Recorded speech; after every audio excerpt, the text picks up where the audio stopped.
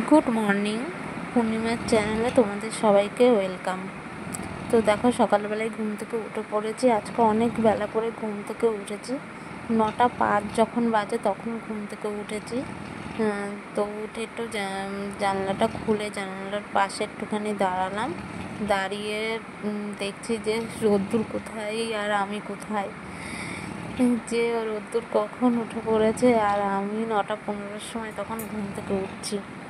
তো উঠে দেখো সব বিছনা তুলে নিচ্ছি। তা আমি ওঠার সাথে সাথে বাবনও ঘুম থেকে উঠে পড়েছে। ভেবেছিলাম ও একটু পরে উঠলে তাহলে কাজগুলো সেরে নিতে পারবো। তো ও উঠে পড়েছে। উঠে ওকে উপরে দিয়ে এসেছি, মানে আমাদের যে বাড়ির মালিক তারা উপরে থাকে, আমরা নিচে থাকি। তো ওই জেঠিমার কাছে, মানে ওই দাদার বউয়ের কাছে দিয়ে এসেছি। তা ও ওখানে রয়েছে, আমি এখানটায় কাজ সেরে নিচ্ছি। বিছনাটা গুছিয়ে নেব, গুছিয়ে গাছিয়ে নিয়ে ওকে নিয়ে আসবো।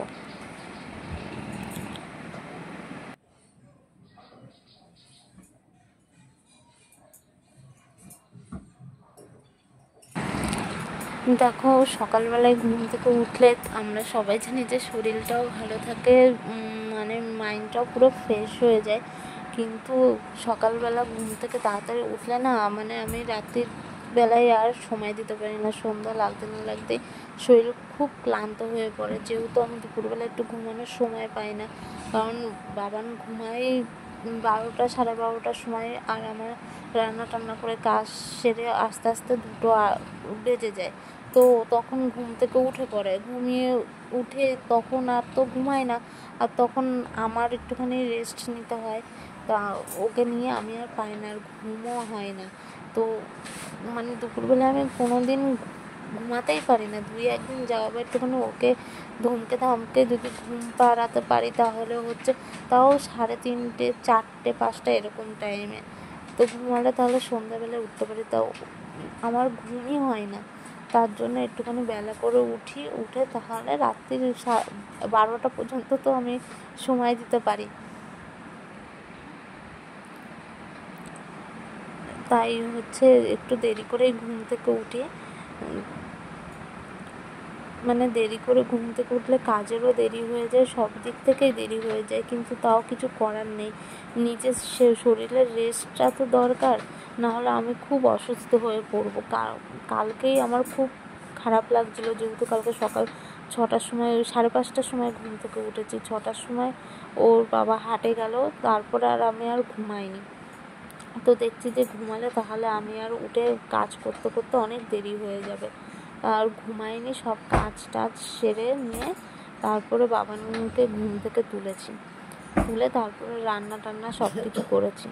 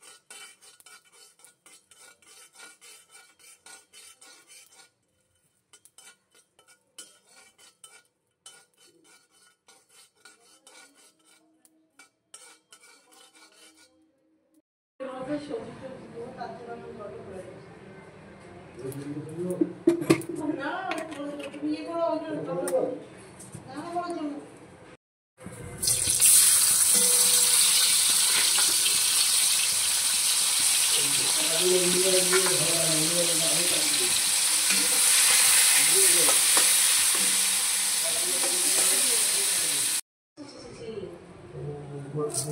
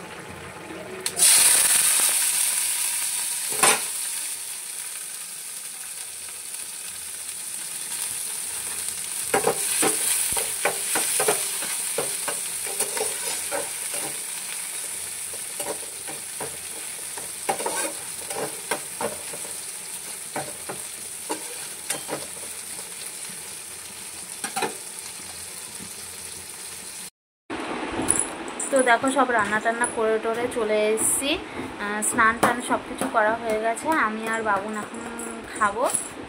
তা দেখো কি কি রান্না হয়েছে। তো এই দেখো হচ্ছে লাউ চিংড়ি,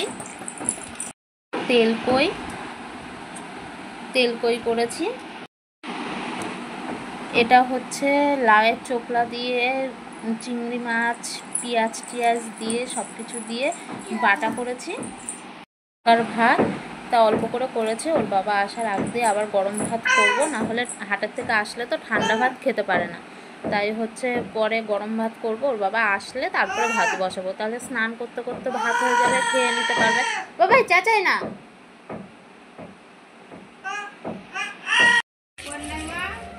চল চল যা শুভকে দিয়ে আয় যা, চল চল।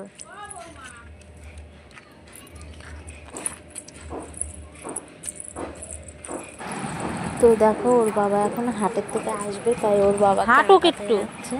তো ওর বাবাকে তো দেখে খুব আনন্দ পাচ্ছে, দেখে নাচ করা শুরু করে দিয়েছে। তো দেখো ওর বাবাকে দেখে দেখো সামনে আগিয়ে যাচ্ছে। ওর বাবা ওই দূরের থেকে হেঁটে আসছে, দেখে নাচ করছে। ওর বাবাও নাচছে, ও নাচছে। ওইখানটাই আমাদের ওই হনুমান মন্দিরের ওখানে আজকে রামনবমী, তো মাইক বাজছে। তো দেখো আমি আর বাবু নাচা শুরু করে দিয়েছে। একটু ঘুরতে যাবো, বাজারের দিকে যাব। তো দেখো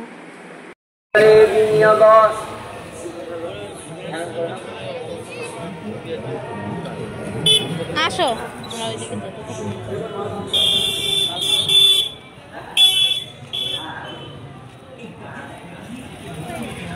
এইদিকেই আসলাম।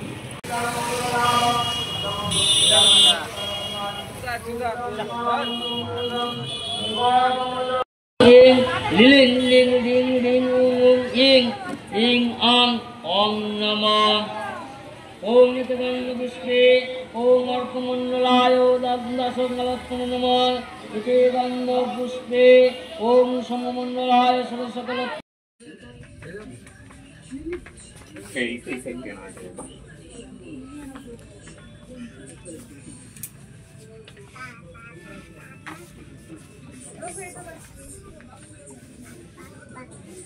ডিসপ্লে যখন করা থাকে হেভি লাগে দেখতে, ঠিক আছে? তো গিয়ে পড়বি দেখবি জানাটা লাগে দেখতে। জুডিওতে গিয়ে আমরা খুশি দেখি। এই প্যানগুলো দেখো, মেয়েদেরগুলো ভালো লাগে, ছেলেদের মেয়েদেরগুলোই ভালো লাগে। মেয়ে হয় মেয়েদের কালেকশন বেশি সব জায়গাতে, দেখো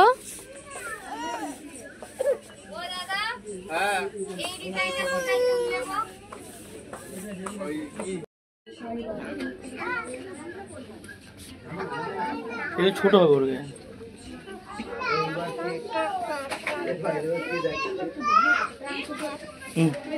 এই সাদাটাও ভালো লাগছে, ছোট হবে। এটা পুরো সেট।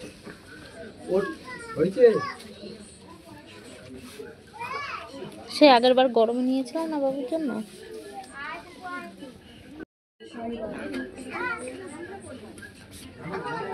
এটা ছোট হবে ওর গায়ে।